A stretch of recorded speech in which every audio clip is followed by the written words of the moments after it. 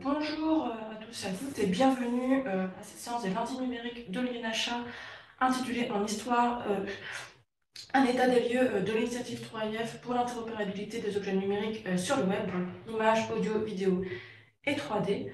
On va pouvoir démarrer le flux. Je vais juste noter. On va attendre quelques secondes que des participants se connectent.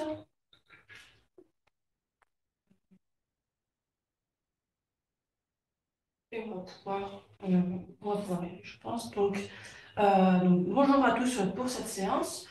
Nous avons aujourd'hui le plaisir d'accueillir Régis Robineau. Donc, Régis, merci beaucoup de ta venue. Vous êtes rattaché à l'École pratique des hautes études et investi depuis 2013 dans l'initiative 3IM, donc pour laquelle vous nous proposez aujourd'hui ce panorama. Vous êtes aussi directeur adjoint technique de Biblissima Plus, donc une infrastructure numérique multipolaire de recherche fondamentale et de services consacrée à l'histoire de transmission des textes anciens et qui a soutenu l'adoption et l'implémentation de 3IF dans plusieurs bibliothèques numériques de manuscrits et imprimés anciens conservés en France. Vous êtes aussi le coordinateur de l'équipe portail et du cluster 1 acquisition des corpus sources et sources interopérables. Donc je vais vous laisser tout de suite la parole donc, pour cette prochaine heure et nous poursuivrons ensuite avec un temps de questions. D'accord, donc bonjour à tous. Merci Chloé et merci pour l'invitation à ce séminaire.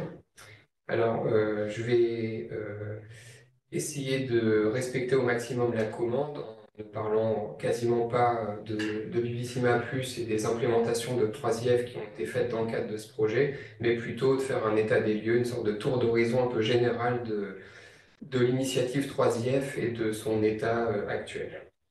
Alors, on peut rentrer tout de suite dans le vif du sujet. Donc, 3IF, pour rappel, c'est le cadre international pour l'interopérabilité des images. Donc, initialement, on parle d'interopérabilité des images, mais il faut savoir que ce cadre supporte désormais des contenus audio, vidéo et bientôt 3D. Donc, il y a des extensions qui ont été faites depuis. Donc, je vais en parler un petit peu plus dans la présentation. Alors, concrètement, 3IF désigne deux choses, un modèle pour présenter et annoter des contenus numériques, alors numérisés ou nativement numériques, que ce soit des images, des documents audio et vidéo, et bientôt de la 3D. Donc je vais présenter un petit peu plus en détail tout à l'heure ce modèle sous-jacent. Et c'est aussi par ailleurs une communauté qui développe un certain nombre d'API ouvertes que je vais présenter rapidement aussi un petit peu plus tard, qui implémente ces API dans des logiciels de divers types et qui expose des contenus interopérables sur le web. Donc cette communauté, elle est composée d'une centaine d'institutions, de participants à travers le monde. Donc on retrouve des bibliothèques, des archives, des musées, des universités, des instituts de recherche, des agrégateurs généralistes ou spécialisés. Donc, je ne vais pas faire la liste complète ici. On peut voir un petit peu le détail de cette communauté très rapidement en voyant qu'au cœur de cette communauté, il y a le consortium 3IF qui embauche une petite équipe aux États-Unis donc le consortium lui-même qui est composé actuellement de 67 membres institutionnels. On retrouve aussi dans cette communauté donc, des groupes, des sortes de groupes de travail, des groupes communautaires qui sont centrés sur un type de document comme les manuscrits, les périodiques ou les cartes, ou des technologies particulières comme la 3D ou l'audio-vidéo, ou un groupe de travail qui s'est monté récemment sur tout ce qui tourne autour de l'apprentissage automatique et l'intelligence artificielle. Et des groupes un peu plus spécialisés, qui sont des groupes de spécification technique, qui sont spécialement dédiés à la modification ou l'extension des API existantes. Et tout ça est supervisé par un comité technique et un comité éditorial qui contrôle, valide l'évolution des spécifications au fil du temps. On retrouve aussi des entreprises privées qui développent des solutions, des plateformes, divers types de logiciels dont on verra quelques exemples dans cette présentation, et donc qui développent des logiciels commerciaux, mais aussi des applications open source qui sont parfois développées conjointement par des institutions publiques aussi. C'est le cas d'un certain nombre de visualiseurs et de serveurs d'images qui sont développés par des universités, entre autres. Donc voilà pour le petit aperçu. Donc aujourd'hui, donc 3IF représente des millions, voire des milliards. Il n'y a pas de compte précis du nombre d'objets numériques qui sont compatibles avec ces standards actuellement, mais il y en a un très très grand nombre qui proviennent d'entrepôts vraiment très, très importants comme les bibliothèques nationales. Par exemple, tout Internet Archive est aussi compatible avec 3IF depuis quelques temps, donc ça fait vraiment beaucoup, beaucoup de volume. Même si c'est difficile à estimer. Donc, sur cette diapo, on voit exclusivement des images de documents de toutes sortes, des monnaies, des tableaux, des manuscrits, des sculptures, des photographies, des objets archéologiques, etc. etc. Donc, c'est évidemment pas exhaustif, c'est pour montrer un peu la diversité. Et évidemment, au-delà des images, on retrouve aussi des documents audio et vidéo depuis les dernières versions des API 3IF qui supportent maintenant ce type de médias. Alors, 3IF, c'est aussi un écosystème de logiciels compatibles. Donc là aussi, on va voir un certain nombre d'exemples dans la présentation. Et pour avoir une liste un peu plus complète de ces outils, vous pouvez vous référer à cette liste qui est disponible sur GitHub et maintenue par la communauté 3IF. Alors, la vision globale de 3IF, je vais détailler un petit peu ça par la suite dans différentes diapos. L'idée, c'est de créer un cadre technique commun grâce auquel les fournisseurs de contenu numérique, donc quels qu'ils soient, peuvent délivrer des contenus de manière standardisée sur le web afin de les rendre consultables, manipulables et annotables. Donc là aussi, on va voir des exemples d'utilisation des annotations un peu plus loin dans la présentation, et ce, par n'importe quelle application ou logiciel compatible. Donc, c'est vraiment l'idée de créer un écosystème interopérable et distribué qui exploite ces ressources 3IF mises en ligne par différentes institutions, différentes plateformes. Alors, le but principal de 3IF peut être résumé ainsi, donc très rapidement, d'un point de vue un peu plus technique, l'idée est de mettre fin à un fonctionnement en silo que l'on peut représenter dans un schéma comme celui-là, avec des applications qui restent à chaque fois spécifiques à un serveur donné, à un environnement donné, donc qui sont spécifiques à des entrepôts numériques et qui restent cloisonnés sans passerelle possible entre eux, donc sans interopérabilité. Donc la solution qui est apportée, proposée par 3IF, c'est de s'appuyer sur des API partagées, c'est-à-dire un ensemble de protocoles grâce auxquels les fournisseurs de contenu, que ce soit des bibliothèques, des archives, des musées ou autres, peuvent mettre à disposition, partager des documents numérisés sur le web selon des principes communs. Et ces principes communs, ils sont implémentés dans une couche intermédiaire qui est représentée ici par les logos 3IF, sur lequel des outils de toutes sortes vont pouvoir se brancher, entre guillemets, vont pouvoir exploiter et réutiliser des contenus issus de divers environnements pour d'autres usages sans avoir nécessairement à copier ou réhéberger ces contenus dans l'environnement qui leur est propre. Donc l'idée, c'est vraiment de s'appuyer sur ce mécanisme commun pour réutiliser, réexploiter les images et autres ressources 3IF dans un autre but.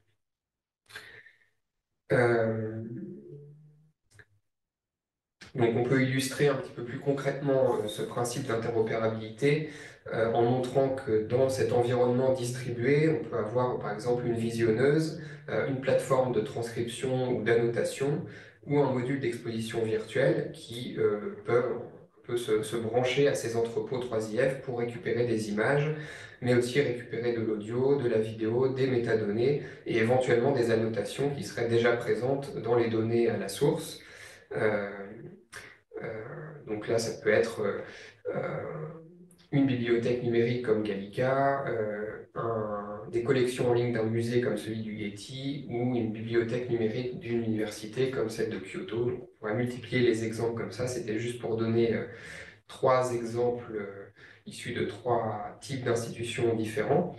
Là, ce qui n'apparaît pas dans ce schéma, c'est le fait que la flèche, plutôt que d'être à sens unique, pourrait être à double sens. En fait, on peut très bien imaginer que ces outils tiers, la visionneuse, la plateforme d'annotation, le module d'exposition virtuelle dans un système de gestion de contenu comme Drupal, Omeka ou autre, ces outils pourraient renvoyer des données qui ont été produites dans ces outils, donc renvoyer ces données vers les entrepôts d'origine. On pourrait vraiment avoir une circulation à double sens des données.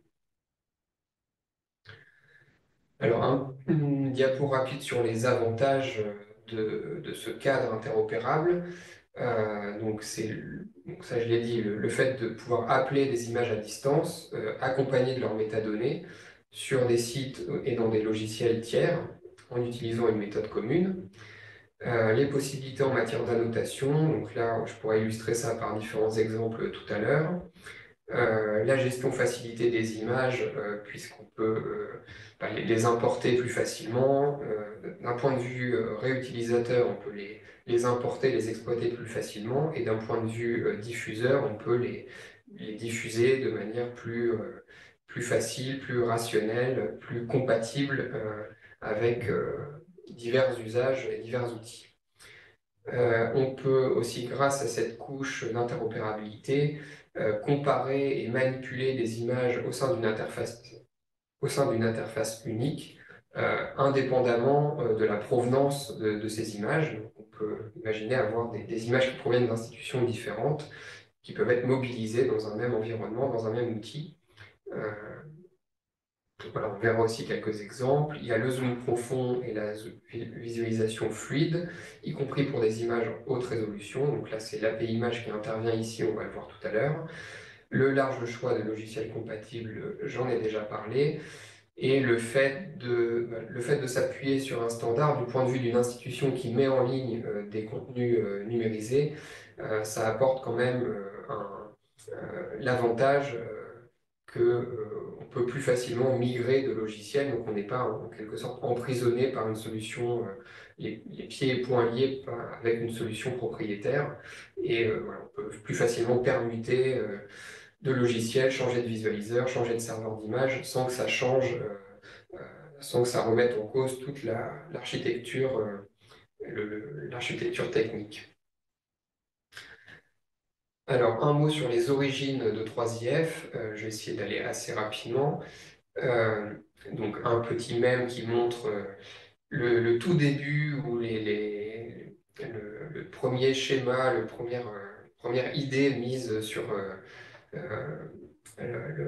le coin d'une serviette de table dans un restaurant aux États-Unis à l'occasion d'une réunion aux alentours des années 2010-2011 et ce que c'est devenu ensuite avec le modèle complet de l'API présentation. Donc là, on va juste voir un peu ce qui s'est passé entre ces deux images. Donc, 3IF naît en fait d'un constat de prolifération des bibliothèques numériques dans les années 2000. Donc, on a évidemment depuis la fin des années 90 tout un tas de grands projets de bibliothèques numériques qui se mettent en place, donc de plus en plus de contenus numérisés qui sont mis à disposition des internautes librement. Et notamment autour des années 2007-2010, on a un certain nombre de projets plus limités de bibliothèques virtuelles de manuscrits médiévaux qui sont mis en place et financés entre autres par la fondation Mellon aux États-Unis. Donc, j'ai mis différents exemples en dessous. On retrouve Icodices, la bibliothèque virtuelle des manuscrits suisses, un projet plus ciblé aux États-Unis à l'université de Saint-Louis sur le roman de la rose, Parker on the Web à Stanford, Online Froissart, etc. Donc, tous ces projets ont fait l'objet à chaque fois de construction d'un site web dédié, récupération des images qui qui sont dispersés dans tout un tas de bibliothèques à travers le monde, à la BNF, à la British Library, etc. Donc l'idée de rassembler dans un même site des contenus, des documents qui sont dispersés. Donc le troisième point, c'est un contexte dans lequel les pratiques numériques des chercheurs sont de plus en plus la norme. Les usages se font de plus en plus en ligne, il y a de plus en plus d'images accessibles en ligne, et donc les usages des chercheurs sont de plus en plus pointus et avec de plus en plus besoin d'exploiter ces contenus mis à disposition sur Internet.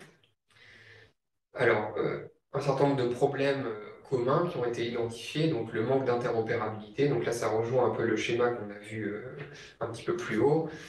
Ces différentes bibliothèques numériques n'étaient pas vraiment interopérables et n'avaient pas cette capacité d'échanger des données ou des fonctionnalités. Alors, d'aucuns diront, certes, il y avait quand même le protocole OIPMH qui avait été mis en place au début des années 2000, donc il y avait quand même des protocoles d'interopérabilité qui existaient, mais c'est surtout pour l'échange de métadonnées et ça se limite très souvent à du Dublin Core simple. Donc en fait, on ne va pas du tout en profondeur, c'est pas du tout une interopérabilité profonde qui va jusqu'aux images numériques elles-mêmes, ou en tout cas très rarement, même si techniquement c'est possible. En fait, le protocole OIPMH a été implémenté quasiment exclusivement pour échanger des métadonnées de base entre entrepôts numériques sans aller jusqu'au niveau de détail où 3IF va, comme on va le voir tout à l'heure. Donc tous ces développements ont été faits beaucoup depuis zéro, c'est-à-dire from scratch. Donc chaque site, chaque bibliothèque numérique a développé son propre visualiseur, a mis en place son propre serveur d'images et a fait face au même problème en fait, de mise en ligne d'images haute résolution, mais a essayé de trouver des réponses, a trouvé ses propres réponses de son côté, et donc a mis en place ses propres méthodes. Donc, tout ça est assez peu efficace et difficile à maintenir et coûteux à maintenir. Sans compter les contraintes d'usage par les internautes. Donc voilà, chaque usager et chaque internaute est limité aux fonctionnalités que lui propose telle ou telle bibliothèque numérique, sans qu'il y ait de passerelle possible. Et on peut pas, par exemple, si on a identifié un certain nombre de documents qui sont intéressants pour une recherche X ou Y sur une bibliothèque numérique A, on ne peut pas bénéficier des fonctionnalités de la bibliothèque numérique B avec les documents qu'on a identifiés dans l'autre. Donc, on est un peu obligé de jongler et on est à chaque fois limité par les interfaces, les fonctionnalités proposées par chacune de ces bibliothèques numériques. Donc, en partant de tous ces constats-là et ces problèmes qui ont été relevés à l'époque, il y a un groupe de travail qui s'est monté à Stanford, qui s'appelle DMS Tech, aux alentours de 2010-2013, et qui a essayé de trouver des réponses à ces problèmes en se focalisant sur un cas d'usage particulier qui est celui des manuscrits médiévaux numérisés. Donc un certain nombre de réflexions et d'expérimentations ont été menées pour trouver des solutions à ça. Et donc, comme j'ai dit, ça s'est fait sur la base de cas d'études complexes liés aux spécificités du manuscrit médiéval, avec tous les défis que ça peut poser en termes de modélisation, donc le fait d'avoir, par exemple, plusieurs interprétations possibles quant à la séquence des pages d'un manuscrit, donc la foliotation. On peut avoir plusieurs pages, plusieurs numérisations pour une même page. On pense par exemple au cas des palimpsestes. On peut avoir, par exemple, toute une grande quantité de fragments qui sont dispersés dans différentes bibliothèques. Il s'agirait de réunifier. Voilà, tout un tas de cas comme ça un petit peu limite. Alors on voit pas forcément le... Bref, bon, c'est pas grave. Je sais pas si les personnes en ligne ont le bandeau là. Euh, ouais. On va le mettre par ici. Voilà. Alors, donc, toutes ces réflexions ont débouché sur l'élaboration d'un modèle de données qui s'appelle Shared Canvas. Donc, il se présente... j'ai perdu le focus.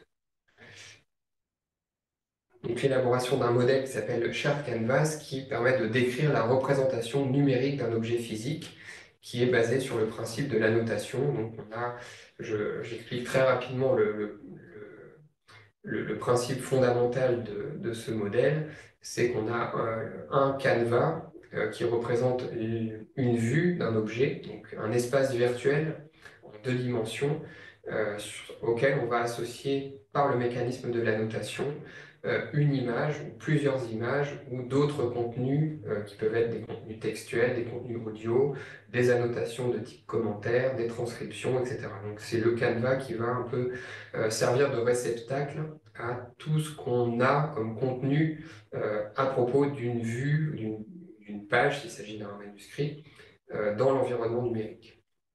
Donc ça, c'est vraiment le principe fondamental qui va être à la base de l'API présentation qu'on va présenter tout à l'heure. Alors là, on a une vue au moins partielle du modèle Shared Canvas tel qu'il a été conçu à l'origine. Je ne vais pas rentrer dans le détail. Donc, en parallèle à ces réflexions vraiment centrées sur le manuscrit médiéval et ses aspects de modélisation d'un objet numérique, il y avait aussi une réflexion commune sur la définition d'un mécanisme d'échange d'images entre entrepôts numériques et plus spécifiquement entre bibliothèques nationales ou grandes bibliothèques universitaires qui ont commencé à se réunir dans ces mêmes années, autour de 2010-2011, pour essayer de définir un mécanisme standard commun d'échange d'images, en partant de l'idée que ce serait quand même plus simple que les images restent dans les bibliothèques numériques sources et que un éventail de projets très large puisse aller piocher dans ces entrepôts à distance et donc on n'est pas à chaque fois, pour chaque projet, à envoyer des images, à les recopier sur des serveurs pour les besoins de tous ces projets. Donc c'est de là que naît aussi le 3IF, avec le premier draft de l'API Image en 2012, qui définit une syntaxe d'URL standard pour accéder, manipuler une image. J'y reviendrai juste après.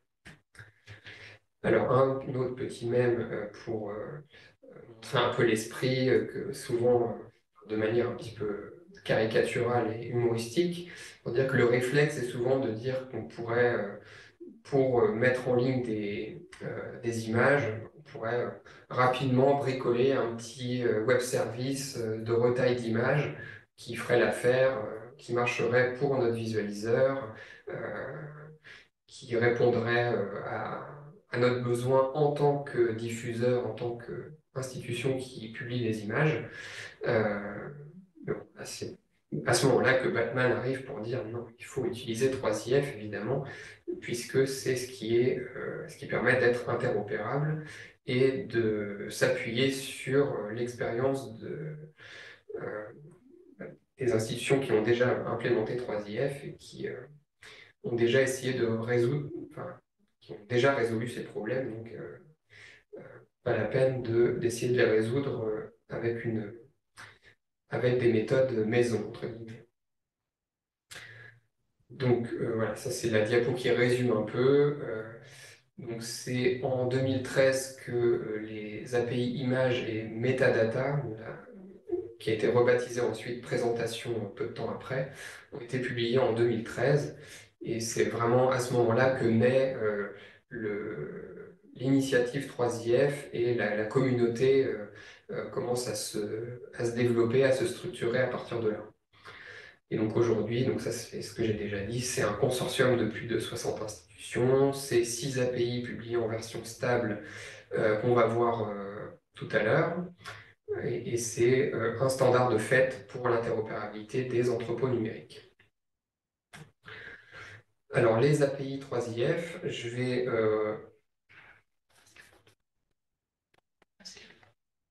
Ah oui, merci. Donc les API 3IF, donc, je vais présenter un peu plus longuement les deux API principales que sont l'API image et l'API présentation, mais je vous présenterai quand même quelques informations pour permettre de comprendre à quoi servent les autres API. Donc on va passer en revue les 6 API de ce cadre 3IF. Donc une API, comme vous le savez peut-être, c'est un ensemble normalisé de méthodes ou de fonctions qui vont permettre à un logiciel d'interagir avec d'autres logiciels en échangeant des fonctionnalités ou des données. Donc voilà les deux API principales de 3IF que je vais présenter tout de suite. Donc l'API image, comme je l'ai dit tout à l'heure rapidement, elle définit essentiellement une syntaxe d'URL standard pour accéder à une image et la manipuler à travers différents paramètres qui apparaissent ici en bleu. Donc on a des paramètres de région, de taille, de rotation, de qualité et de format auxquels on va pouvoir passer des valeurs qui vont permettre d'obtenir une image différente, une image retaillée, retournée, avec une autre extension ou ciblée sur un détail en particulier. Donc si je prends l'exemple d'une image de Gallica, par exemple, on a en rouge ici les paramètres spécifiques qui sont définis dans l'API image. Donc là, on a l'image pleine taille, donc on a le paramètre full qui est passé dans le paramètre de région, c'est-à-dire qu'on ne cible pas une région en particulier, on veut l'image en entier. Le paramètre full pour la taille, c'est-à-dire qu'on ne retaille pas l'image, on veut l'image en pleine résolution, enfin dans la résolution maximale qui est renvoyée par Gallica, par le serveur de Gallica. La rotation, la qualité de 0, la qualité default qui est bah, la qualité par défaut qui est renvoyée par le serveur, donc là en l'occurrence c'est l'image en couleur, et le format JPEG. Voilà, toutes les autres parties de l'URL sont évidemment spécifiques au serveur. Donc, voilà, le protocole, donc là ça va être HTTP ou HTTPS, le serveur gallica.bnf.fr va évidemment varier selon le serveur, le préfixe qui est totalement optionnel, et la partie identifiant qui va aussi varier selon l'entrepôt. Donc là on a l'arc de l'image à la BNF, mais on pourra avoir n'importe quel autre type d'identifiant ou même de nom de fichier si on allait dans un autre entrepôt 3IF. Et ensuite, si je veux cibler une zone particulière au sein de cette image, je peux passer des coordonnées en pixels ici. Ça pourrait être aussi des coordonnées en pourcentage, ça pourrait marcher aussi. Donc en partant du coin supérieur gauche de l'image, on a des coordonnées d'abscisse, des coordonnées d'ordonnées et une dimension qui permet de cibler un détail au sein de l'image. Et donc là, si je passe ces paramètres, le serveur de Gallica va me renvoyer à la volée uniquement l'image en question, en l'occurrence celle-ci, avec donc, les coordonnées en pixels qu'on voit ici dans le paramètre région. Et là, je l'ai redimensionné à 800 pixels de large pour avoir une image plus petite. Alors, il y a différentes implémentations de cette API image. Donc, les deux principales se situent donc, au niveau du serveur. Donc là, c'est le logiciel qui va être installé du côté du serveur et qui va être en charge de renvoyer l'image à la volée, donc de faire les calculs nécessaires, de faire les traitements de l'image nécessaires du côté du serveur pour renvoyer la bonne image au client en fonction des paramètres qui lui ont été passés dans l'URL comme on vient de le voir. Donc il y a deux serveurs d'image principaux, qui sont ceux les plus utilisés, en tout cas dans le cadre de la communauté 3IF, qui sont IP Image et Cantaloupe. Et de l'autre côté, on a les clients d'image qui s'exécutent côté client, donc dans le navigateur, et qui, pour la plupart, sont en fait chargés de gérer le zoom, donc d'envoyer des requêtes au serveur pour récupérer des tuiles d'image et proposer cet effet de zoom profond que tout le monde connaît. Donc, dès lors qu'on a une image un petit peu d'une résolution un petit peu élevée, il est nécessaire de proposer du tuilage pour que le client n'ait pas à télécharger l'intégralité de l'image, donc des images qui peuvent être très volumineuses.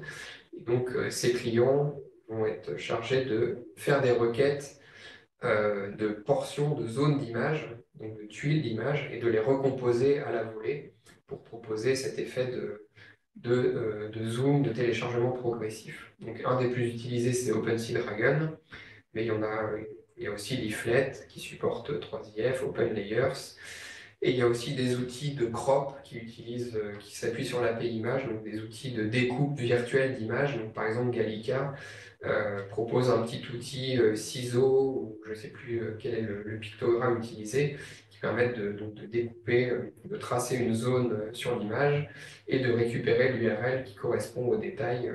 Donc là, c'est l'API image qui va être utilisée pour cibler le détail.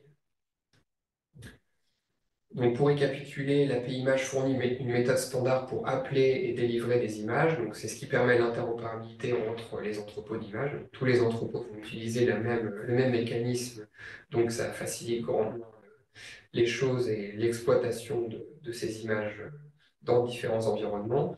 Ça permet de standardiser le zoom profond. C'est un des problèmes, en quelque sorte, auxquels répond 3IF aussi, c'est qu'avant, d'ailleurs, et ça existe encore maintenant, des outils propriétaires qui proposent leur propre protocole de zoom et leur propre visualiseur qui est le seul visualiseur qui est capable de comprendre ce protocole. Donc, c'est des protocoles propriétaires euh, qui sont étroitement liés à un client en particulier qui est proposé par telle ou telle société commerciale. Donc, on peut penser à Zoomify, qui propose son propre visualiseur et son propre protocole de zoom.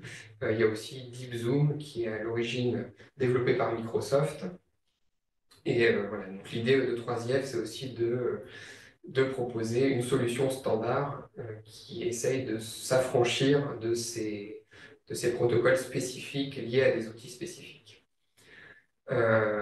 Donc, le fait d'avoir une API image, des API en général, favorise le développement, enfin, fournit un socle commun pour le développement d'applications à la fois côté client et côté serveur. Donc, ça favorise le développement, l'émergence d'un écosystème d'outils autour de ces images. Et comme on l'a vu avec l'exemple de Gallica, ça permet la citabilité, une meilleure citabilité des images ou de zones d'images, ce qui est particulièrement utile, par exemple, pour des projets où il y a des annotations de détails au sein de l'image. Alors, on a vu la partie API image, la partie zoom en particulier. Donc ça, c'est bien, c'est très utile. Mais quid de plusieurs images? Quid des informations de structure et de séquence? Donc là, la diapo, elle est coupée, je m'en excuse. Il y a aussi la question des métadonnées. Donc là, on a vu qu'on récupère des pixels. En fait, on manipule, on récupère des pixels, mais on n'a aucune information sur le contexte de cette image, la séquence dans laquelle elle peut être incluse, etc. Donc c'est à ce niveau-là qu'intervient l'API présentation. Donc je fais juste un petit retour en arrière pour montrer que dans l'interface d'un visualiseur 3IF comme Mirador, que vous voyez ici, on a l'API image qui est mobilisée partout où il y a des pixels, partout où il y a des images, donc dans le bandeau de vignette en bas, et dans la fenêtre principale où il y a l'image zoomable au milieu. Donc là, c'est l'API image qui est mobilisée. C'est des requêtes d'images qui sont envoyées pour appeler ces images. Et l'API présentation, c'est tout ce qu'il y a autour. Donc, c'est toutes les informations de contexte, les métadonnées structurelles et techniques qui vont permettre d'avoir de recomposer l'objet composite dans son ensemble et d'avoir toutes les informations nécessaires à la compréhension de cette image. Donc, des métadonnées descriptives, évidemment, que l'on voit affichées ici dans le panneau à droite. Des métadonnées, donc par exemple le libellé de chaque image, c'est aussi une métadonnée qui est incluse dans l'API présentation, fournie dans l'API présentation, et la séquence ordonnée des images qui composent un objet. Donc là, ça peut être évidemment toutes les pages d'un livre, les pages d'un manuscrit, les différentes vues d'un objet, par exemple le recto et le verso d'une carte postale, l'avant et l'arrière d'un tableau, l'avers et le revers d'une monnaie, enfin, etc., etc. Tout ça, c'est ordonné dans une séquence. On a aussi des informations de structure, donc la structure interne de l'objet qu'on veut afficher. Donc là, en l'occurrence, il s'agit d'un livre, donc on a une vue de la table des matières qui s'affiche à gauche.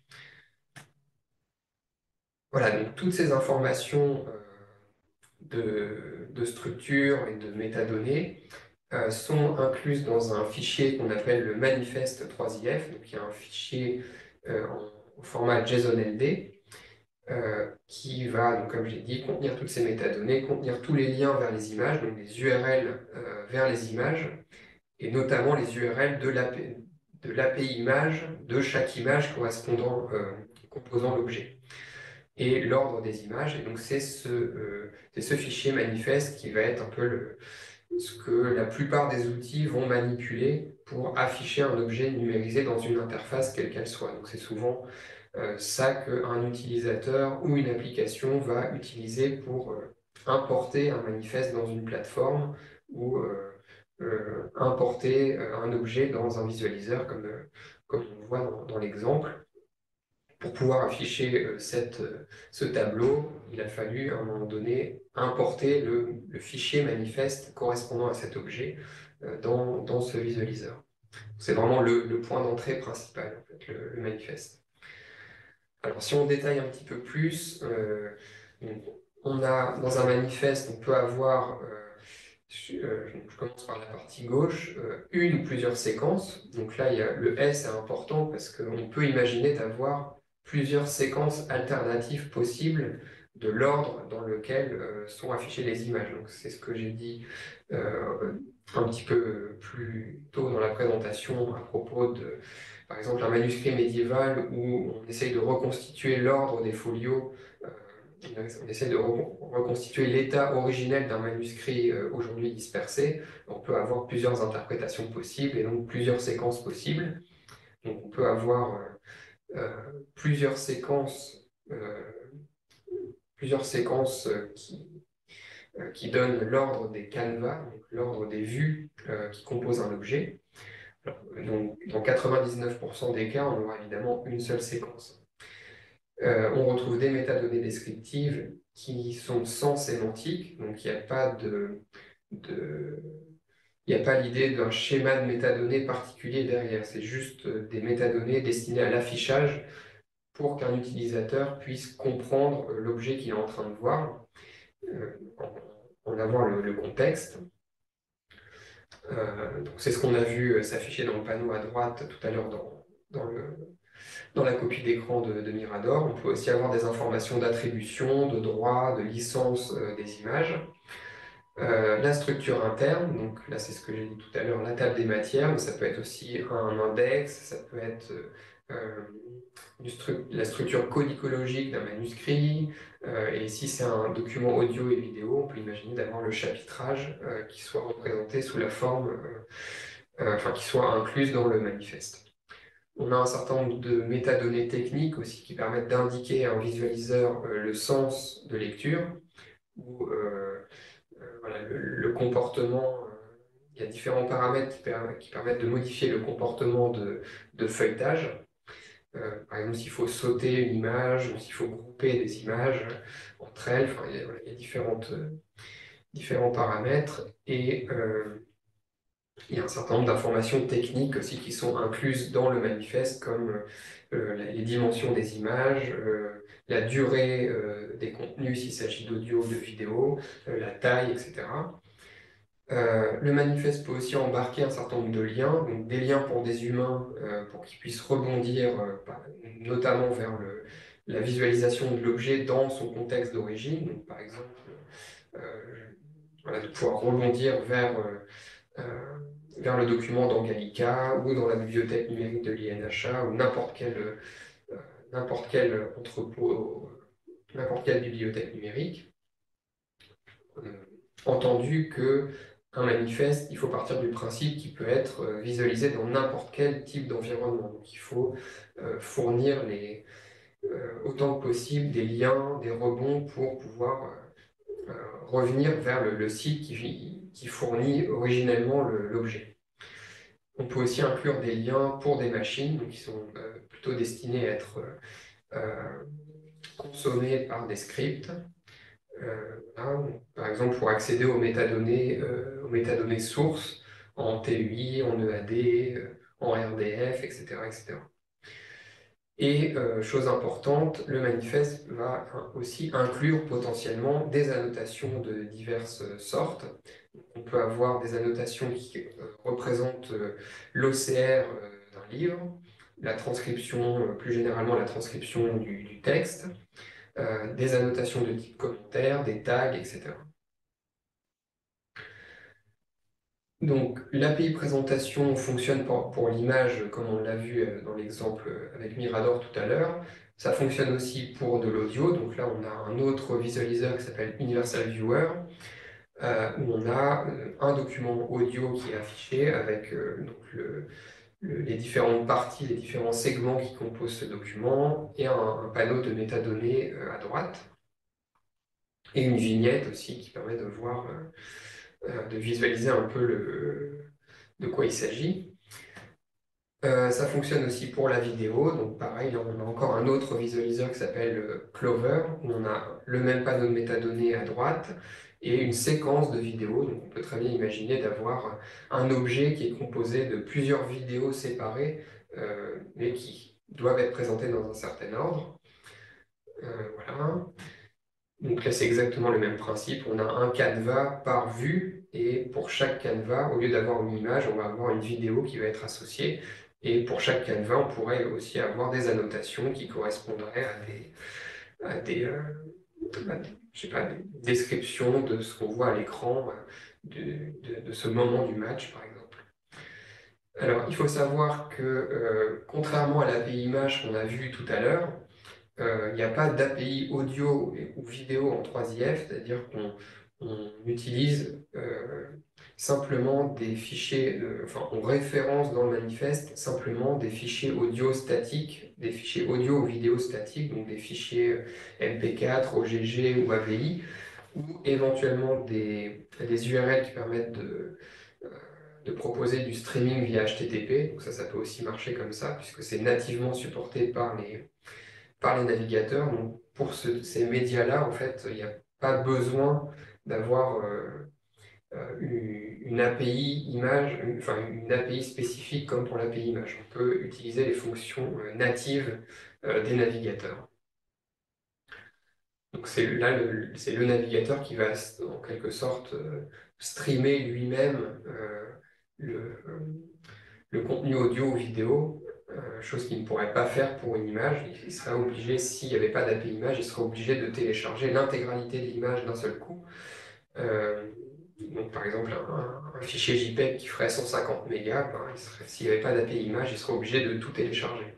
Alors que pour les fichiers audio ou vidéo, le navigateur peut de lui-même télécharger de manière progressive le contenu, sous la forme d'un flux. Alors, quelques exemples. Alors, un exemple ici d'annotation. On retrouve ici Mirador avec un manifeste qui correspond à un manuscrit de la bibliothèque d'Oxford qui inclut des annotations qui s'affichent dans ce panneau-là. Donc, on pourra imaginer d'autres modes d'affichage de ces annotations, par exemple au-dessus de l'image ou à côté de l'image d'une autre manière. Voilà, c'est un mode d'affichage possible des annotations. On peut aussi annoter des contenus audio. Donc là, on a un exemple d'un outil qui s'appelle le 3IF Timeliner qui permet d'importer dans cette plateforme un manifeste audio et donc de définir un certain nombre de segments au sein de cet audio, de cet enregistrement audio, et pour chaque segment d'associer des annotations, comme c'est le cas ici dans ce morceau de Chopin. On peut aussi avoir des annotations vidéo. Donc là, on a une annotation qui s'affiche à un endroit particulier de la vidéo, à un moment particulier de son déroulement. Donc là, on cible une zone particulière au sein du canevas. Donc là, le canevas fait une certaine taille, la vidéo est associée à ce canevas et elle fait une certaine taille, et l'annotation qui correspond au rectangle le jaune ici est positionnée avec des coordonnées en pixels ou en pourcentage sur une zone particulière de ce canevas et à un moment particulier du déroulement de la vidéo. Donc il y a des paramètres dans l'API présentation qui permettent de faire ce ciblage-là à la fois spatial et temporel. Alors pour résumer, l'API présentation fournit un modèle pour présenter et annoter des objets numérisés ou nativement numériques et fournit une description normalisée de la structure interne de la disposition et du mode de présentation d'objets numériques qui peuvent être composites, c'est-à-dire composés de plusieurs images et composés de différents types de médias.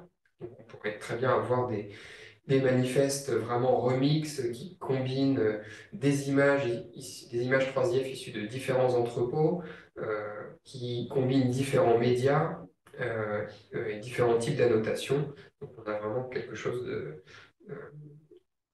qui serait très hétéroclite en termes de type de contenu, de type de données embarquées dans ce manifeste. Donc ça, je l'ai dit au début, l'API présentation s'appuie sur un modèle d'origine qui est Shared Canvas. L'API est sérialisée en JSON LD, donc c'est un format JSON compatible Link Data. Donc c'est ce qui est défini en API présentation et s'appuie sur un modèle sous-jacent qui est standardisé au W3C, qui s'appelle le Web Annotation Data Model. Et donc tout, en gros, enfin, pour caricaturer un peu, tout en 3IF est un peu une annotation quelque part. Donc c'est ce modèle-là qui est utilisé pour toute la partie annotation de l'API présentation. Alors les API additionnelles de 3IF, donc il y a 4 autres API qui sont définis dans ce cadre d'interopérabilité défini par la communauté 3IF. On va les passer rapidement en revue en donnant à chaque fois quelques exemples. Donc on a l'API Content Search qui permet de rechercher en plein texte dans les annotations associées à un objet en particulier. Donc ce n'est pas une API qui permet de rechercher au sein d'un ensemble de documents. Ce n'est pas une API de recherche cross-collection ou entre objets. Donc il ne s'agit pas de chercher dans les métadonnées et de construire un moteur de recherche comme on peut l'imaginer. L'idée, c'est de l'équivalent d'un CTRL F dans un PDF. Donc, on a un PDF, on a un qui correspond à un objet donné, et on fait une recherche dans le contenu textuel de cet objet. Et donc, l'idée, c'est d'avoir une API qui permet de faire ces requêtes pour rechercher dans les annotations et qui renvoie des réponses qui peuvent être affichées comme on le voit ici dans Mirador sous la forme d'un panneau latéral où on a les résultats de cette requête avec une mise en surbrillance des occurrences du mot que j'ai cherché. Donc là, c'est un exemple qui vient de la bibliothèque de Munich. Donc si je l'ouvre, on peut voir que je peux initialiser directement la vue recherche. C'est un des avantages de ce site. Voilà, on peut directement initialiser l'objet avec le terme de recherche et avec tous les résultats sur les différentes pages du document. Et donc, tout ça, c'est en fait encapsulé dans le manifeste. Donc, le web service qui permet de faire cette recherche plein texte, il est référencé dans le manifeste. Et je pourrais très bien prendre le manifeste de cet objet, l'ouvrir dans un autre visualiseur 3IF et avoir exactement les mêmes fonctionnalités. Donc, j'aurais une interface un petit peu différente et les choses ne seraient pas présentées exactement de la même manière, mais j'aurais exactement les mêmes fonctionnalités qui seraient proposées. Là, on a une vraie interopérabilité fonctionnelle qui est proposée avec cette API. Alors, l'API Authorization Flow, donc c'est ce qui permet de gérer tout ce qui est contrôle d'accès, et en tout cas accès à des documents qui seraient en accès restreint. Donc, c'est un petit peu plus difficile à expliquer, mais l'API permet de définir en fait un ensemble de workflows d'interaction entre un client, ici un visualiseur intégré dans une page de la bibliothèque numérique de Stanford, et un système d'authentification qui va regarder qui va contrôler si l'utilisateur a le droit d'accéder à cette image ou pas. Donc c'est un peu une sorte de couche intermédiaire qui va permettre au client, au visualiseur, de savoir ce qu'il a le droit de faire ou ce qu'il peut faire en fonction de ce que va lui renvoyer le serveur d'authentification. Donc là, le meilleur moyen d'expliquer ça, c'est de voir un exemple. Donc là, si j'essaye de charger cette image, moi, je ne suis pas connecté avec un compte et le serveur voit que je ne suis pas connecté. Donc, je n'ai pas les droits pour consulter cette image. Donc, il me renvoie une version dégradée. Mais là, l'API authentification intervient pour permettre au visualiseur d'avoir connaissance de cette information d'accès et de proposer à l'utilisateur de se loguer. Donc là, si je clique sur continuer, il va pouvoir me renvoyer vers une page qui va me permettre de me loguer si je dispose d'identifiant. Donc ça permet en fait d'éviter, comment expliquer ça, d'éviter d'avoir tout noir ou tout blanc, c'est-à-dire le document n'est pas sous droit, donc il n'est pas du tout accessible et c'est comme ça, et voilà, c'est zéro accès, ou tout accéder librement, enfin donner le droit à tout le monde d'accéder librement, ce qui est évidemment pas réaliste si on considère les questions de droit qui peuvent se poser pour certaines images. Donc, ça permet de gérer ce cas-là et de quand même proposer une visualisation, en fait, et de permettre à un visualiseur de savoir quoi faire euh, pour pouvoir accéder à cette image. Donc, on a le cas, là, c'était un scénario authentification, enfin, visualisation d'une image dégradée et proposition de login pour accéder à l'image. On peut aussi imaginer, on a aussi un autre scénario pour obliger l'utilisateur à accepter des conditions d'utilisation. Donc là, c'est pareil, l'API authentification intervient simplement en intermédiaire entre le client et le serveur pour pouvoir récupérer ce que le serveur d'authentification lui dit et dire au client, bah, voilà ce que tu peux proposer comme interface pour proposer à l'utilisateur d'accéder à l'image, pour permettre à l'utilisateur d'accéder à l'image. Donc là, on est dans un deuxième type de scénario qui est l'acceptation de conditions d'utilisation. Et tant que l'utilisateur n'a pas cliqué sur le bouton Accept Terms and Open, le document ne s'affichera pas. Et si je prends l'URL du manifeste correspondant à cet objet, à ces correspondances qui sont issus de Welcome Collection à Londres. Si je prends le manifeste et que j'essaye de l'ouvrir dans un autre client, dans un autre visualiseur, qui ne supporte pas l'API authentification, ben, j'aurai une erreur. Enfin, on ne pourra pas du tout accéder à l'objet et il y aura juste une erreur silencieuse qui ne dira rien, il y aura juste erreur ou je ne sais pas quoi. Alors que là, donc, Mirador, qui supporte l'API authentification, va proposer cette fenêtre qui va permettre d'informer l'utilisateur de ce qu'il doit faire ou ce qu'il peut faire pour accéder à l'image.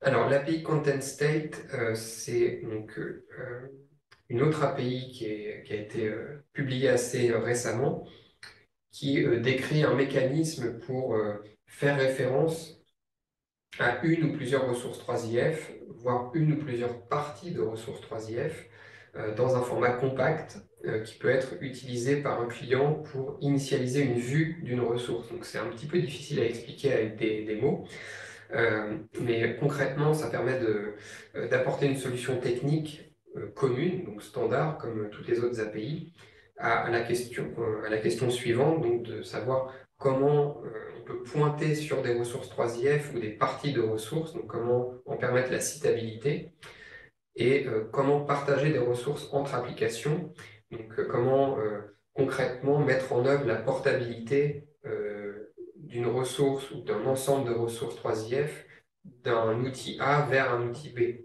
Comment on peut importer, exporter les choses de manière fluide et de manière avec une méthode qui soit commune à tous les outils 3IF, que ce soit un visualiseur, un CMS, une plateforme d'annotation, etc., comme on a vu au début. Donc vraiment de manière indépendante de l'interface et des fonctionnalités proposées par tel ou tel logiciel. Donc, on peut citer deux cas d'usage qui permettent d'illustrer l'utilité de cette API. C'est par exemple, je suis sur une plateforme X ou Y, j'ai une liste de résultats. Un utilisateur peut cliquer sur un lien pour ouvrir une ressource dans un visualiseur 3IF. Et ce visualiseur, on peut imaginer qu'il soit capable de pointer l'utilisateur sur une partie de ressources en particulier.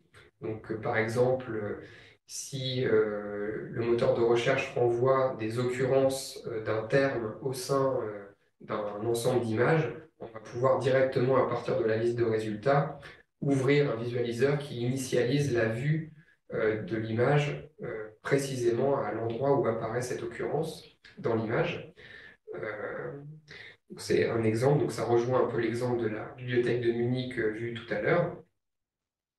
Donc le protocole qui est défini par l'API Content State permet de dire à un client quel manifeste ouvrir, sur quel canevas se trouve l'occurrence en question et dans quelle zone de ce canevas elle apparaît et où elle doit être mise en surbrillance. Donc tout ça peut être encodé en fait dans un content state, donc un état de contenu qui va permettre à un visualiseur d'avoir toutes les informations en main pour initialiser une vue et afficher ce qu'il faut à l'utilisateur. On peut aussi, un deuxième cas d'usage, utiliser l'API Content State pour permettre à un utilisateur d'ouvrir plusieurs manifestes pour comparer des images entre elles et pour partager cette vue, cet ensemble constitué à un instant T, avec une autre personne, donc par une URL, de lui dire, bah, voilà, j'ai ouvert ces trois manifestes-là à telle page et avec tel niveau de zoom, enfin, à tel endroit de l'image, voici une URL et donc son correspondant, en cliquant sur le lien, va pouvoir initialiser, ouvrir exactement la même vue qu'au départ. Donc on peut illustrer ça par un exemple. Donc, là, c'est l'instance c'est l'instance Mirador de Biblissima où on a par exemple un embryon d'implémentation de l'API Content State où on peut par exemple ouvrir directement via une URL, donc via le paramètre 3IF Content qui apparaît ici, qui est le paramètre défini dans l'API Content State. On peut initialiser Mirador avec trois manifestes différents, initialisés sur une vue en particulier. Et on pourrait imaginer vouloir partager cet état des contenus avec un autre visualiseur. Donc, si on avait par exemple Universal Viewer, s'il supportait l'API Content State, on pourrait avoir exactement la même vue enfin, exactement la même vue en termes de contenu. Ça pourrait être présenté différemment. Ça pourrait être présenté sous forme de liste ou autre. Mais l'idée, c'est que je puisse partager ces trois manifestes. C'est la vue de ces trois manifestes, la partager dans un autre outil et que tout ça soit portable.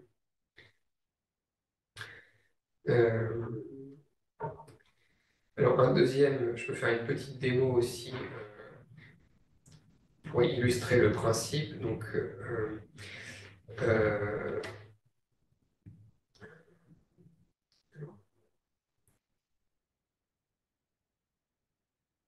c'est pas, je me suis trompé d'URL. Voilà, donc on peut imaginer d'avoir faire des drag and drop, par exemple. Donc là, c'est vraiment une démo, mais c'est pour vous montrer le principe.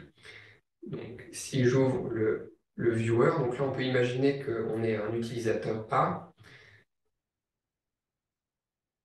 enfin, et on a un autre navigateur ou un autre onglet qui est ouvert, et je peux prendre le logo 3IF et l'importer dans cette autre page et accéder directement. Là, c'était pas très. On va faire un autre exemple. Donc, si par exemple je zoome sur cet article précisément, la souris est un peu lente, je suis désolé, et que je glisse et dépose l'icône 3IF dans la fenêtre, je peux initialiser la même vue. Donc là, il faut imaginer que c'est un autre outil, évidemment. Là, c'est juste une démo, mais c'est pour montrer le principe. Pareil avec... donc là, c'est un pattern qui est le drag and drop. Donc, imaginez un autre pattern qui serait le copier-coller, par exemple. Donc là, on a un viewer et un destination. Donc, j'ouvre la destination.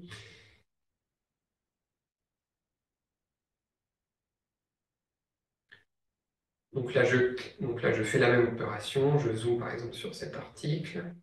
Je dis, ah tiens, ça m'intéresse, ou ça peut intéresser telle autre personne. Je clique sur le logo. Il me dit, OK, j'ai copié dans le presse-papier.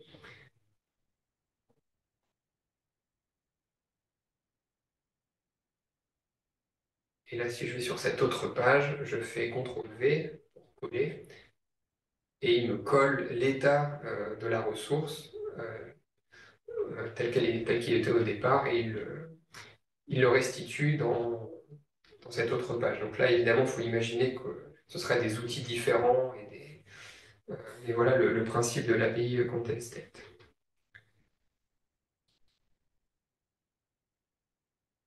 Alors, il y a une dernière API qui s'appelle l'API Chain Discovery, pardon, qui est un protocole standard pour découvrir et rendre découvrables des ressources 3IF. Donc là, l'idée, c'est vraiment de faciliter le moissonnage en masse et l'agrégation de ressources 3IF par des clients, donc par des crawlers, par exemple, notamment pour construire des moteurs de recherche. Donc, c'est un peu le même principe que l'OIPMH, donc de parcourir des listes de plusieurs centaines, milliers, dizaines de milliers, millions d'items pour récupérer des liens vers des manifestes 3IF ou des collections 3IF et récupérer des métadonnées, récupérer un certain nombre d'informations pour les agréger au sein d'un moteur de recherche ou un autre outil du même type.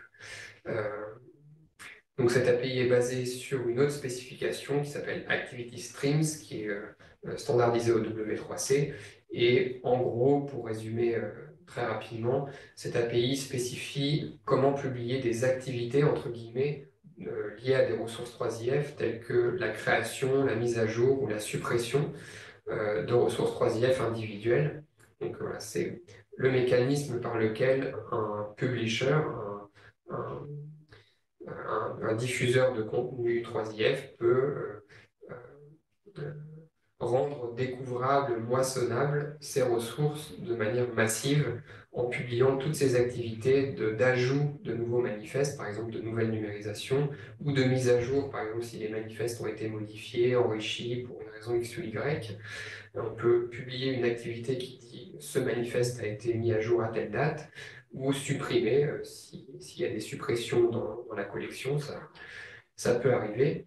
Donc ça va permettre à des clients d'être informés de toutes ces activités et de les exploiter. Donc c'est pas encore beaucoup implémenté dans la communauté 3IF, mais c'est vraiment ce type de mécanisme qui permettrait de passer à l'échelle pour construire des moteurs de recherche spécialement 3IF qui iraient chercher dans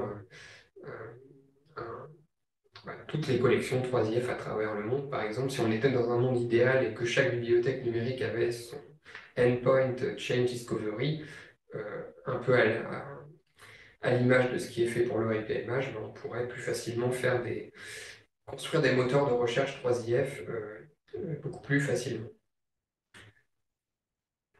Alors, je ne sais pas si où on en est. Ouais. Ok, donc on va accélérer encore un peu plus. Donc on va passer en revue quelques cas d'usage et pour voir un peu la diversité des logiciels qui existent. Donc ça, on l'a déjà vu, c'est Mirador qui permet de comparer des documents issus de sites différents. Donc là, on utilise, on importe différents manifestes pour initialiser une vue comme celle-là. On peut aussi remixer, réunifier des contenus. Donc ça, c'est l'exemple déjà un peu ancien de Châteauroux. Alors, ça, par exemple. Donc d'un manuscrit de Châteauroux dont les enluminures ont été découpés. Euh, donc normalement, ça devrait marcher directement dans la présentation. Bon, c'est pas grave, je vais passer de toute façon euh, pour aller, pour aller voir sur le site démo de Biblissima. On peut aussi transcrire, donc là c'est une plateforme qui s'appelle From the Page, qui est développée aux États-Unis, qui utilise 3IF, c'est ça qui est intéressant de souligner, qui utilise 3IF à la fois en entrée et en sortie, donc c'est-à-dire qu'on peut initialiser un projet de transcription en important un objet via l'URL du manifeste correspondant. Donc ça simplifie grandement la création le démarrage d'un projet. Donc, il suffit d'avoir une ou plusieurs URL du manifeste pour tous les documents qu'on veut transcrire, les mettre dans la plateforme et la plateforme s'occupe d'importer tout ce qu'il faut, toutes les images, les métadonnées pour avoir déjà un projet en fait, de transcription déjà tout prêt. Et une fois que le travail de transcription a été fait de manière collaborative ou non, la plateforme produit un manifeste en sortie qui inclut les transcriptions sous la forme d'annotations qui ont été faites. Et donc, on peut ensuite récupérer l'URL du manifeste from the page et l'importer dans Mirador. Donc là, c'est ce que j'ai fait ici. On peut voir le résultat de la transcription de ce document directement dans Mirador, simplement en utilisant l'URL du manifeste qui a été produit par from the page. Donc ça aussi, ça montre l'interopérabilité effective, fonctionnelle entre différents outils, différentes plateformes.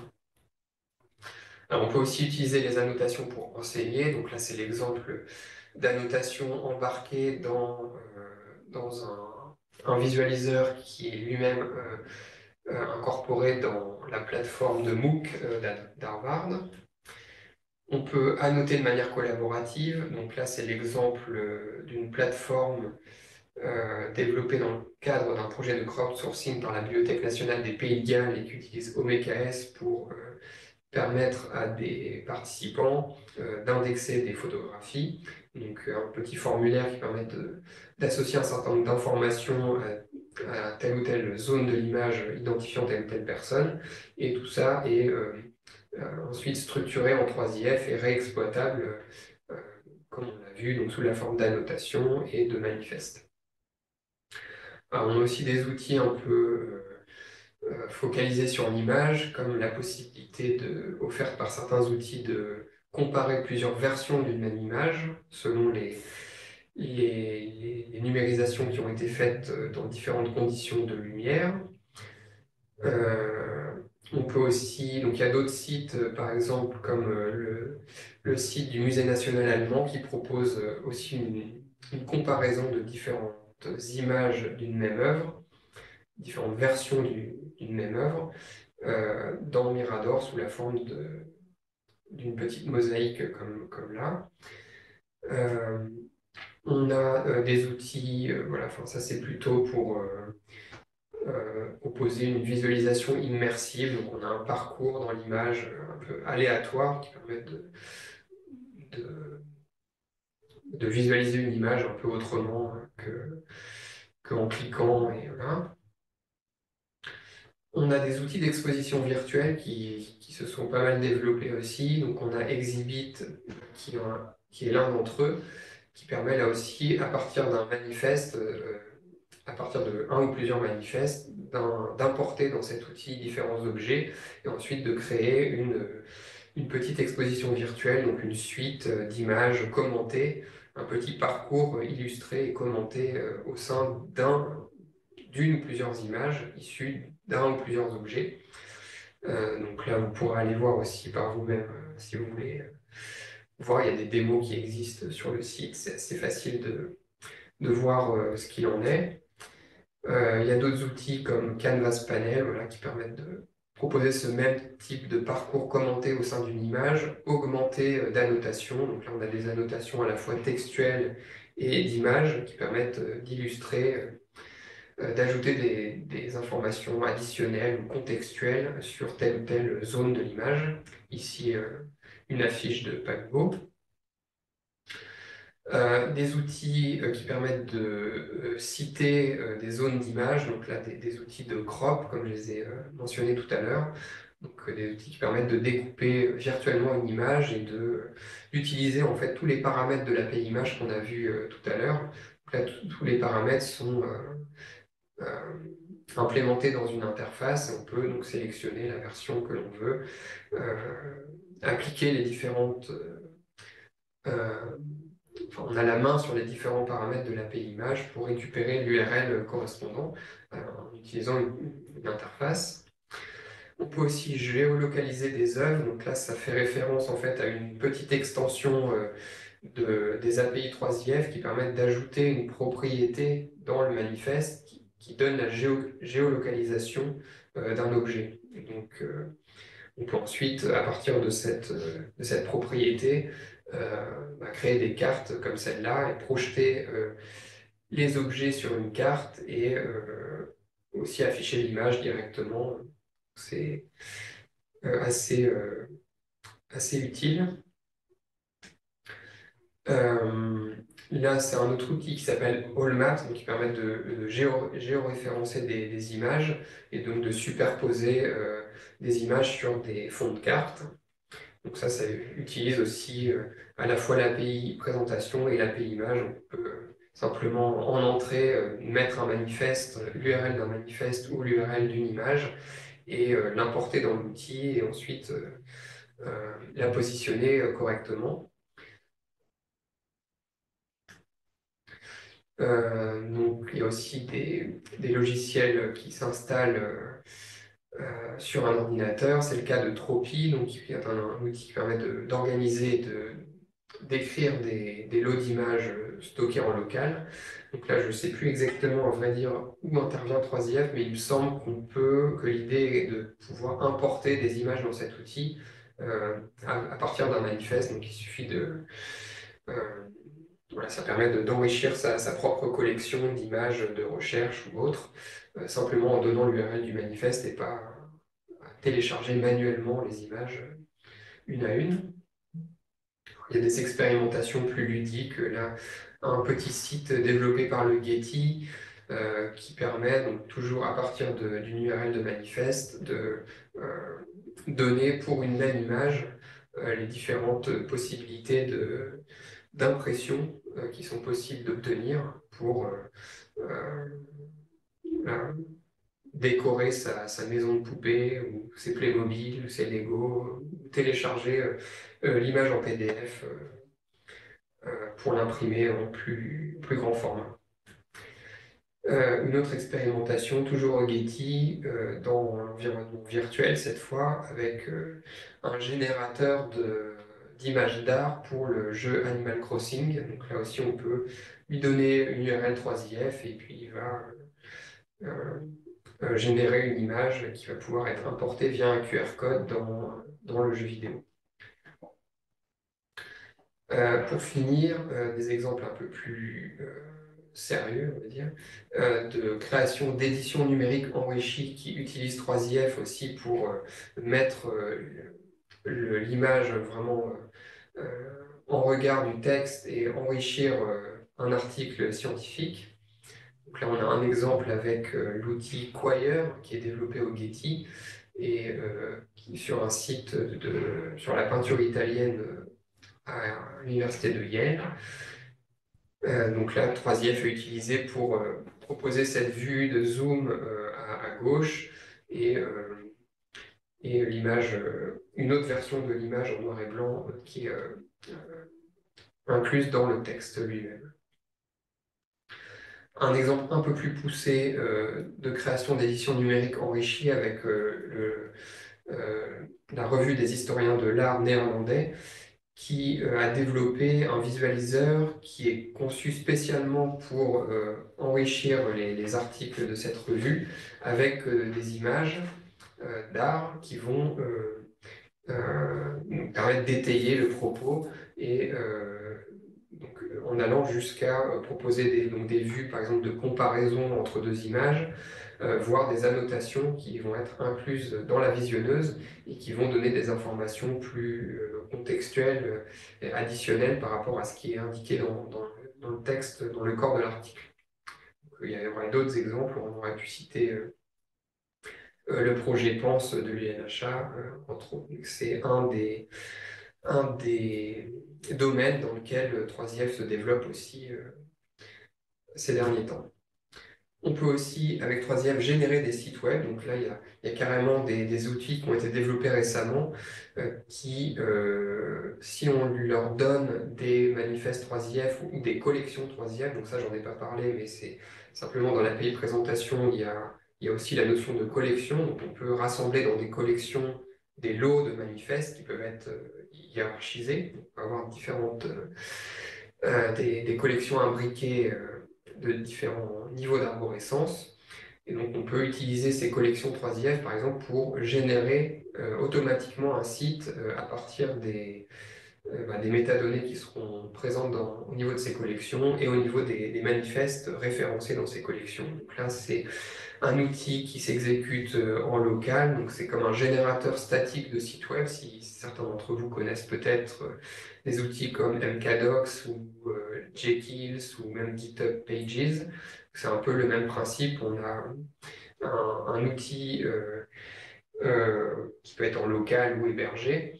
On lui donne des URL de manifeste et des URL de collection et on lance un script ou une commande qui permet de générer un site web et qui génère toutes les pages, toutes les mosaïques, etc. Uniquement à partir de ce qui est présent dans les collections et dans les manifestes. Donc c'est assez pratique. Alors je vais finir ma présentation, vu qu'on a pris un peu de retard, en parlant rapidement des derniers développements de 3IF dans le domaine de la 3D. Donc il y a un groupe de spécifications techniques qui est en place depuis 2022 et dont le but est d'étendre les API existantes pour permettre l'interopérabilité des modèles 3D afin qu'ils puissent être consultés, annotés au même titre que les documents 2D, donc, comme on l'a vu dans la présentation. La possibilité, par exemple, d'afficher des objets 3D de divers types au sein d'un même espace de visualisation, donc de les rassembler dans une même expérience. La possibilité d'annoter de manière standard les objets 3D, de combiner des objets 3D avec des images 2D, voire des contenus audio et vidéo, ou de spécifier la présentation d'objets 3D, donc comment initialiser une vue d'un objet 3D, donc sa position dans l'espace, son orientation, son échelle par rapport aux autres, etc., etc. Donc tout ça est en cours de spécification, et donc l'idée c'est d'aller vers, comme on l'a vu pour les images, vers des visualiseurs 3D interopérables, donc on puisse prendre un modèle 3D A et le mettre dans un outil B et que ce soit interopérable. Donc c'est déjà un peu c'est déjà en partie réalisé à titre expérimental dans Mirador 3 et Universal Viewer. Donc là on a un objet 3D l'Université d'Édimbourg qui est affiché dans ces deux visualiseurs via un manifeste. On peut aussi annoter un modèle 3D dans Exhibit. Voilà, c'est déjà des choses qui existent. Et il y a cette démo Infinite Canvas qui permet de montrer un peu une sorte de preuve de concept, de mix entre des documents 3D, des images 2D, des vidéos, et tout ça visualisable dans un même espace. Voilà, donc je vais m'arrêter là et je pense que c'est plus intéressant de passer aux questions tout de suite, s'il y en a, et puis je me ferai un plaisir d'y répondre. Merci beaucoup pour cette présentation très complète et très riche et intéressante. On a tout vu vraiment depuis la naissance des employeurs sur cette fameuse serviette de table jusqu'aux applis spécifiques et aux différents projets et outils, panels extraordinaires d'outils qui sont à disposition pour l'utilisation de ces standards et servir l'interopérabilité des images. Moi, j'avais une question concernant, donc n'hésitez pas, je vais m'adresser à l'audience tout d'abord, n'hésitez pas à poser vos questions dans la section questions et réponses, donc QR, qui est en bas de votre écran de la session Zoom. Moi, j'avais une question concernant la notation 3D qui rejoint une des questions aussi qu'on a dans le chat. Quelles sont les pistes de développement concernant la 3D? Donc, Régis, vous les avez abordées dans votre présentation. Je me demandais, est-ce qu'on a des projets déjà, vous avez évoqué des projets expérimentaux, mais est-ce qu'il y a des projets qui sont déjà publiés, par exemple, qui, qui rendraient compte de la notation 3D ou... Alors pas à ma connaissance parce que pour l'instant ça reste à l'état, je pense, d'expérimentation, donc il y a des démos, ce genre de choses, mais il n'y a pas d'implémentation en production quelque part. Alors, il y a des plateformes qui font déjà de la notation, mais selon leur propre formalisme, selon leur propre méthode, sans utiliser 3IF. Donc là, le seul moyen de voir à quoi ça ressemble et qu'est-ce qu'il sera possible de faire, c'est d'aller voir les dernières démos du groupe 3D. Oui. Donc tout ça, c'est en fait c'est un des avantages de la communauté 3IF, c'est que tout est transparent et donc on peut assez facilement suivre, en tout cas aller voir si ça. Voilà, donc sachant que aussi pour qu'une API soit considérée comme publiable, il faut absolument, je crois, qu'il y ait au moins 2 implémentations testées, validées dans des outils. Donc ça veut dire qu'avant que cette spécification, cette extension 3D soit publiée, il y aura forcément des choses qui seront implémentées concrètement et pas seulement, ce ne sera pas seulement du JSON et puis voilà, il y aura vraiment quelque chose qui sera fait dans des outils. Mais il y a déjà des choses qui existent, il faut aller voir, j'ai pas tout en tête. Oui, mais le site de construction propose une liste de projets Ouais, assez développés. ouais, alors là où ça se passe plus en direct, c'est Slack. Donc il y a beaucoup d'échanges dans la communauté qui se font via cette plateforme de chat. Et sinon, c'est sur GitHub, donc le groupe 3D a un espace GitHub. Et vraiment tout ce qui est fait dans le cadre de ce groupe est publié sous une forme ou une autre, sous forme de tickets, de discussion sur GitHub.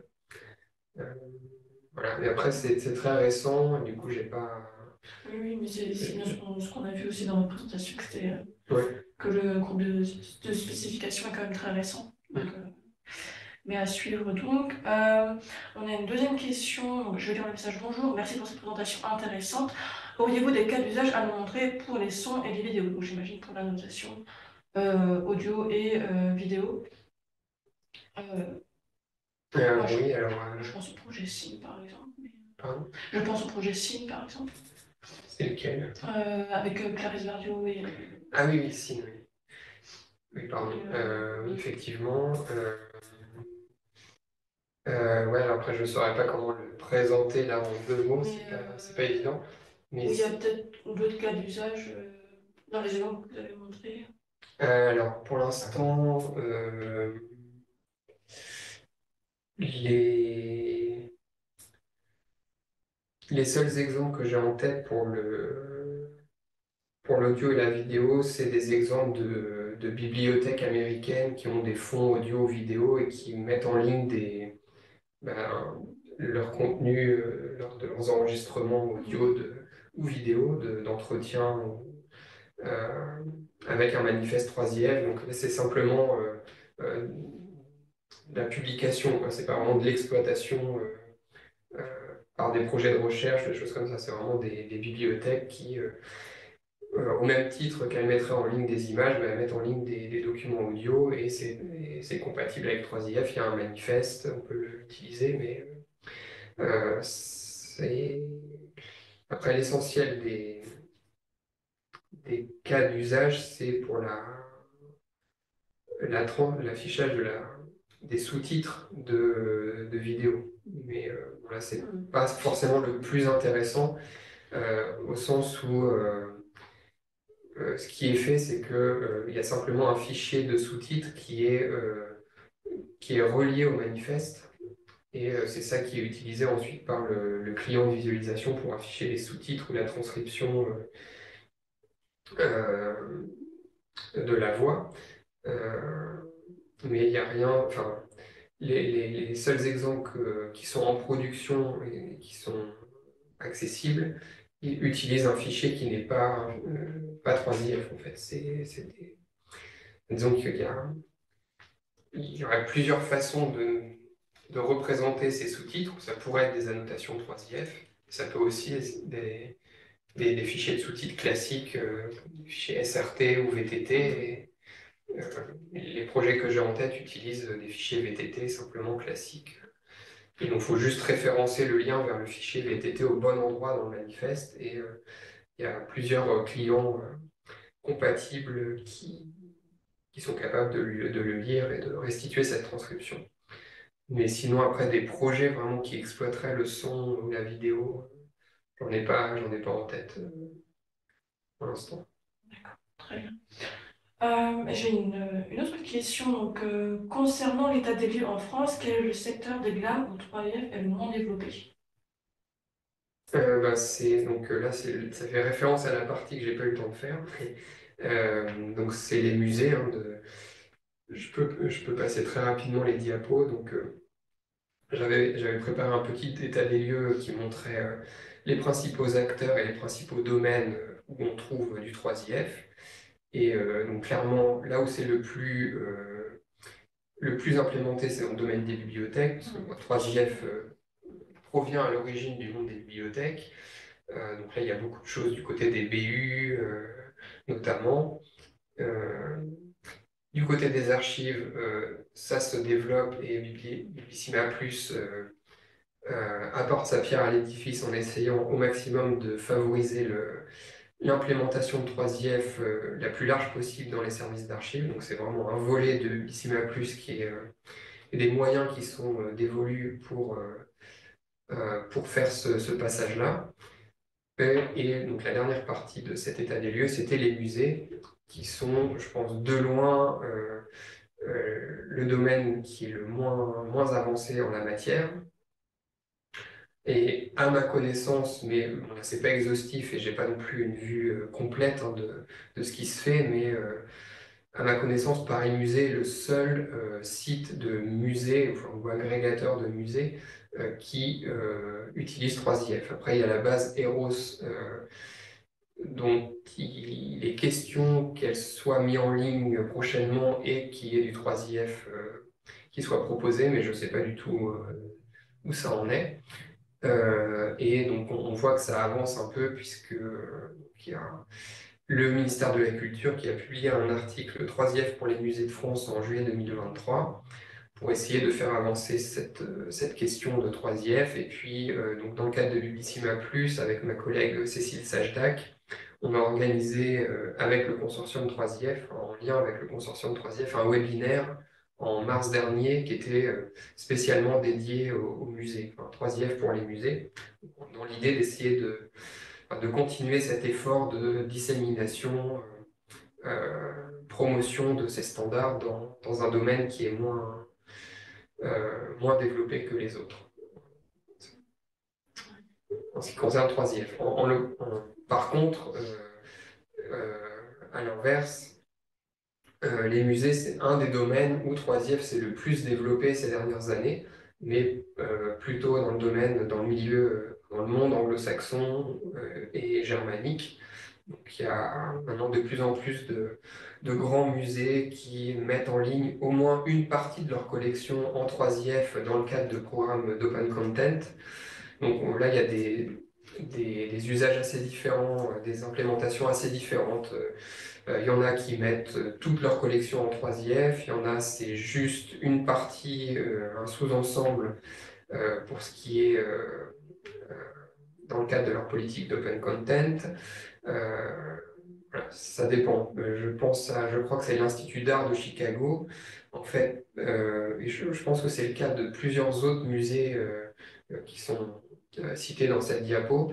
Ils vont avoir du 3IF pour toutes les collections, mais avec des versions pour l'accès aux images, des versions de résolution réduite euh, pour tout sauf ce qui est open content. Donc on va avoir de la vraie haute résolution et des vraies images pleine taille, voilà, pleine résolution, uniquement pour la partie open content. Tout le reste sera aussi en 3IF, mais avec des versions dégradées ou voilà, des blocages côté serveur qui empêchent d'aller au-delà d'une certaine taille.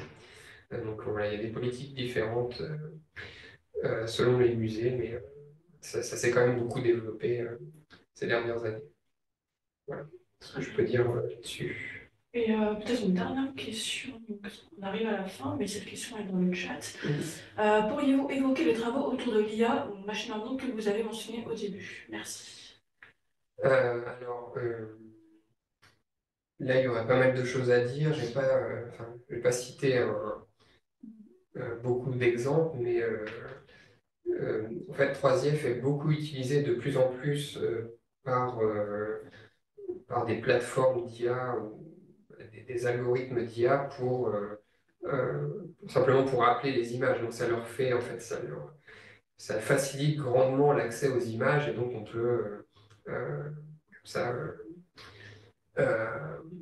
moissonner de grandes quantités d'images et éventuellement appeler des versions particulières de ces images. Par exemple, on peut, si les algorithmes exploitent plutôt les images en noir et blanc ou en bitonal, bah, ils peuvent directement requêter l'image qui leur convient en passant le bon paramètre d'API image sans avoir à faire les traitements de leur côté. Donc ça c'est ou si ces algorithmes euh, peuvent se satisfaire d'images de, je ne sais pas, 1000 pixels de large, bah, inutile de télécharger l'ensemble de l'image. Ils peuvent simplement utiliser l'API image pour appeler l'image dont ils ont besoin.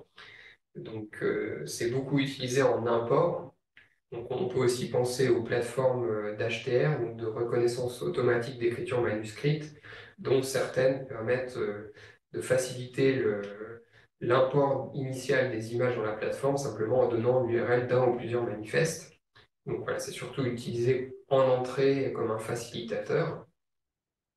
Et après, en sortie, ça peut être utile.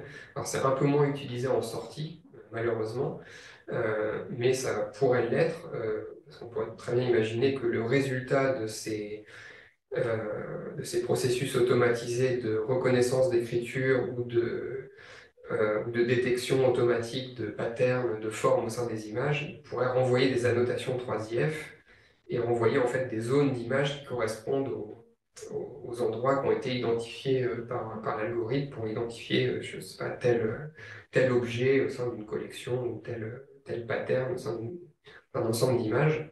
On pourrait très bien imaginer qu'ils produisent en sortie des annotations 3IF et que ça, ce soit visualisable, par exemple, sous la forme d'une mosaïque, que les API 3IF soient aussi exploitées pour présenter les résultats euh, de ces processus.